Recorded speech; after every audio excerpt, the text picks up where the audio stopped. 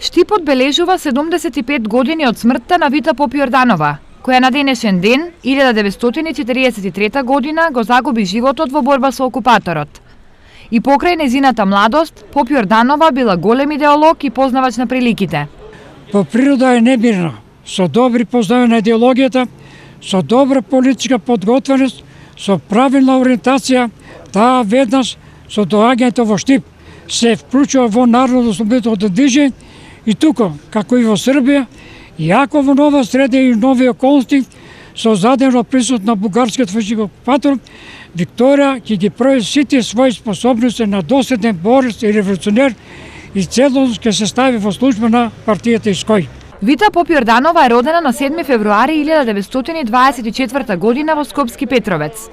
Во 1941 била дел од демонстрациите во Белград против фашистичката власт.